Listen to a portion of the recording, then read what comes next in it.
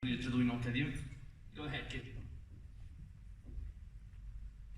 It's a great honor to be here with you all this afternoon, and I'm really looking forward to sharing some of what we've been doing all over the world. It's a great honor. És un honor estar aquí amb vosaltres i poder-vos ensenyar l'obra, la feina que hem estat fent. És un verdader honor. Should we go ahead and do Calling All Souls? Yeah. Aquesta peça es diu Calling All Souls. Aquí Lamar en directe des del corró Lamar, Ohio.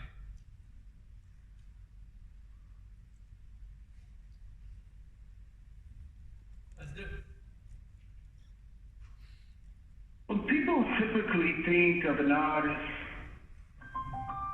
what comes to mind is someone who uses their imagination to capture and convey reality as it is seen and felt.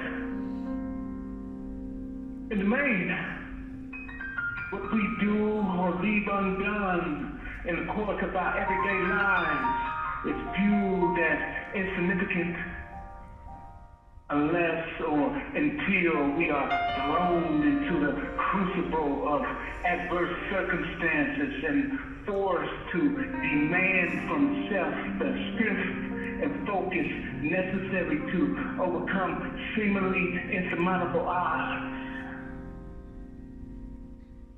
I recite these words on March the 1st, 2023.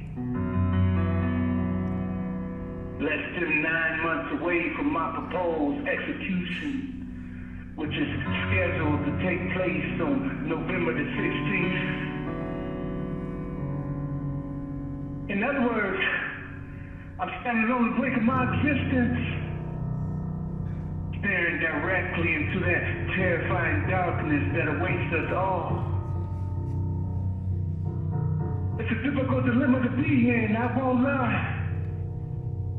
But the only way to face it is to make it mean something.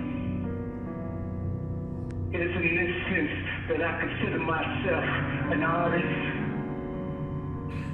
Someone who's trying to make a way out of no way.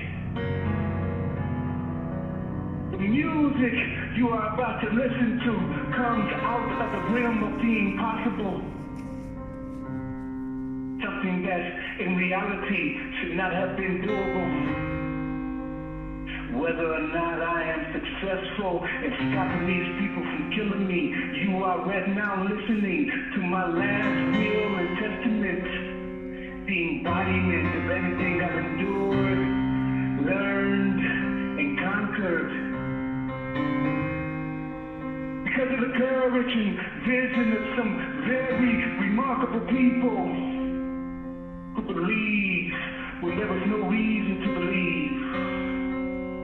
My campaign has made it all the way to Catalonia.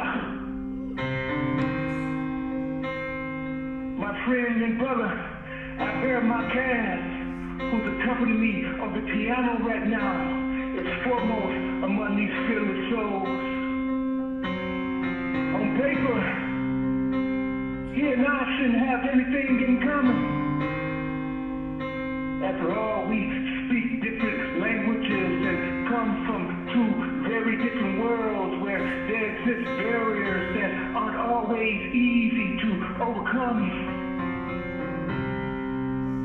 The music is a bridge, and all we need to do is open our hearts and minds to be able to comprehend the complexities that constitute our shared humanity. Ain't that right out there?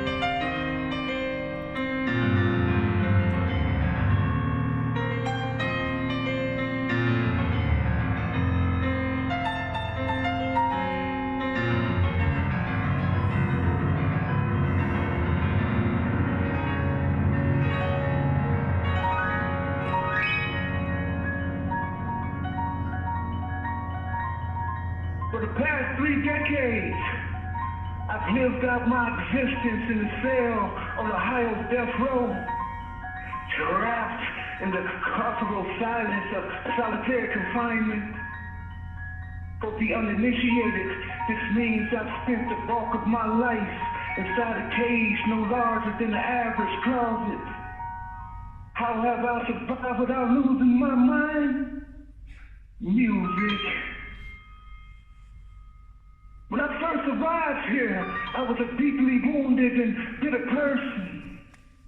And it was true to say, as James Baldwin has said, that hate, which can destroy so much, never failed to destroy the one who hated. I was surely on my way to a definite undoing. That an innocent man could be thrown into the depths of hell is an unspeakable horror.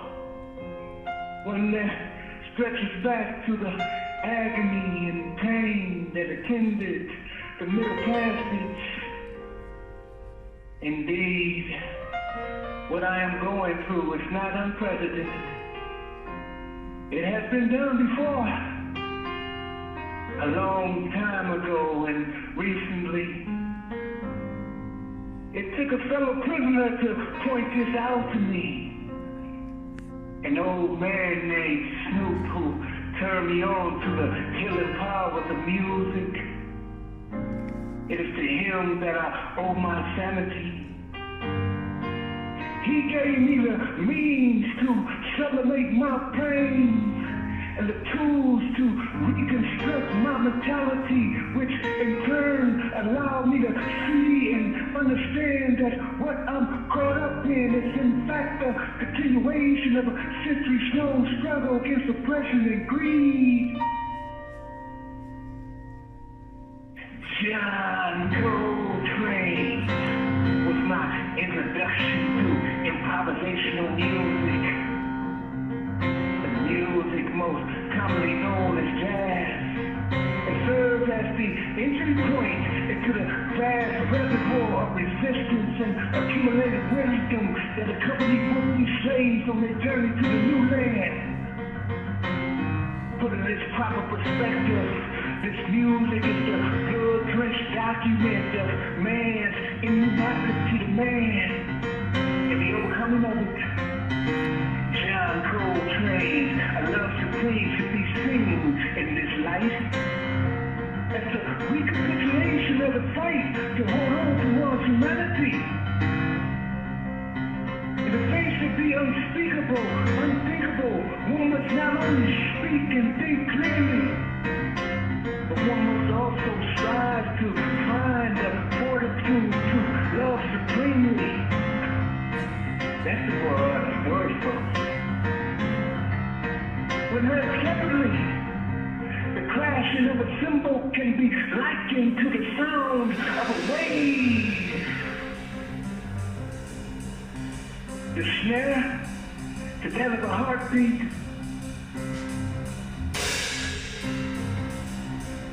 The bass line is the rising and setting of the sun.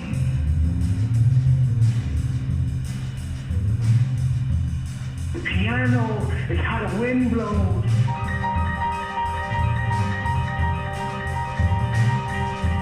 And the flute is the blood-curdling scream of someone trapped inside a dream gone mad.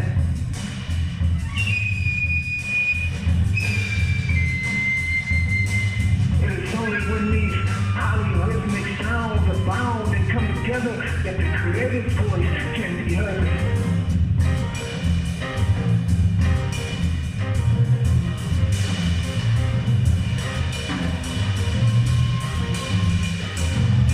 Within the purest life was a seed of hope, which was watered and cultivated by music.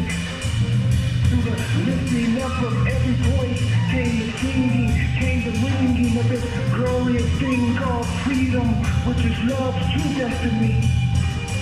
Indeed, love is the only freedom. Love is the only freedom. Love is the only freedom.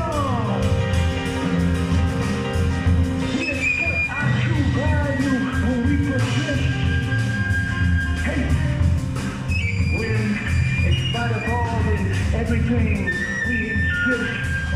desires and rest from myself and each other. This music is about trust and faith. Hey, about stepping out even when you can't see the stairs and believing that your foot will find something solid to stand on. Following your heart is the purest form of improvisation. Being true to that voice that calls you forward and then doing with dignity and grace the things that need to be done.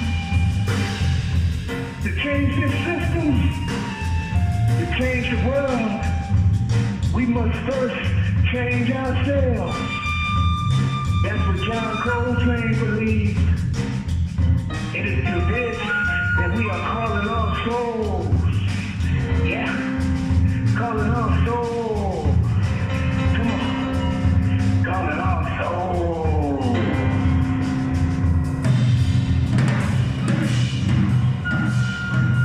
Thank you for using PTL.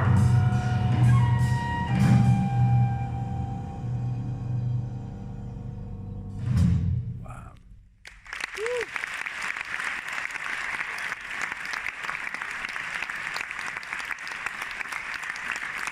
Okay, he's calling back. Give me a second.